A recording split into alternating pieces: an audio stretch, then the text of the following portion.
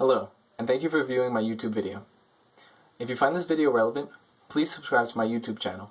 I will be posting a video every week detailing anything from business to your personal life. So without further ado, let's get started, and I hope you enjoy. Now, when it comes to savings, we all know that we have to do it, but not always do we know how to do it. From my experience, working at a bank and also talking to people my age, younger than me, older than me, I've run across a couple things where, people do stuff that they think is correct and it'll help them save, but really it's just a mistake and it's really them doing it wrong. So I have a couple tips and a couple things to avoid in order to definitely bypass those and not hurt yourself saving, but save correctly.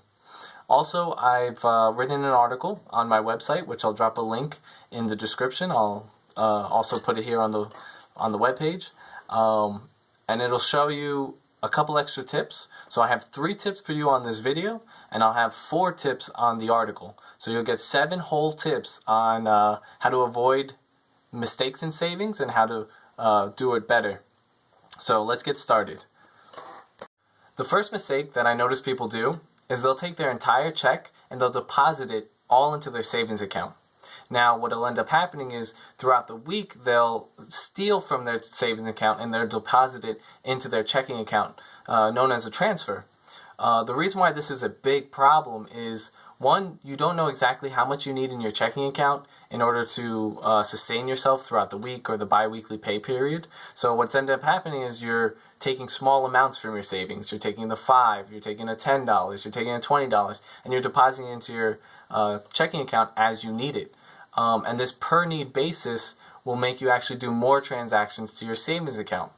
And then what ends up happening, as I mentioned in other videos, is your bank will notice that you're withdrawing from your savings account too much. And since it's a savings account, you're not supposed to withdraw over a certain limit. And after you hit that limit, they'll start to charge you for withdrawing from your savings account. Whether it be 6 transactions, they'll start charging you about $5 per transaction after that. The reason that's a big problem is you're kind of destroying your savings account because you're getting $5 taken away from that savings account every time you withdraw. So all the money that you did save, you're actually paying the bank. What I would do is, what a lot of people also do, is they just take their check, deposit it all into the checking account, and then they take a fixed amount and they put it into their savings account. So if you get $500, maybe per paycheck you take $100 and you deposit it into your savings account. Now you only do 1 transaction, and from that $100 you don't touch it, so it's never coming back out of your account. That's probably the best way to do it. Tip number 2, you should automate your savings account. What does that mean? That same process that we talked about, where you take your check and you transfer a certain amount of money to your savings account, can actually be automated. How do you do that? You go to the bank, or you go to your banking app and you tell them, I want to take out X amount of money on these days, and you tell them the frequency. So it could be weekly, bi-weekly, once a month, and the bank will then start automatically withdrawing that amount from your checking account on the days you told them, and putting it into your savings account without you actually doing any work. This is beneficial, one, because if you are involved in your own savings, there's times where you can derail your savings goals simply by not wanting to save one week or needing the money when you probably didn't. And 2, everybody likes doing less work, so now you're not tasked with actually thinking about saving, and the account will do it for yourself. My last saving mistake is saving outside of our comfort zone.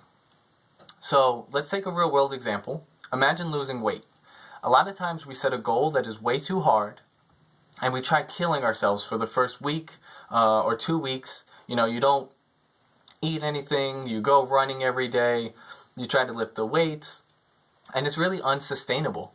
And you say, losing weight's way too hard, and you give up and you don't go back at it. The same thing happens with our savings. We set a goal that's way too high. You need to sacrifice a lot of money up front, and you figure that you can't live off the money that you give yourself to spend. So what do you think? You think saving is way too hard, I'm not going to do it, and you end up giving up on your savings.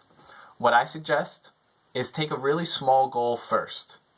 Make it $10 a week or $100 a month, and you build around how much you get paid, and you really just set up those small goals, and when you feel like you can handle more savings, mentally build up to a big savings account that you could be proud of.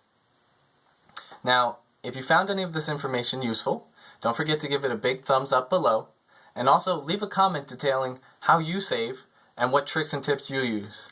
Also, don't forget to give the website a view and check out the other 4 tips that you're missing out on if you just watched this video. Thank you.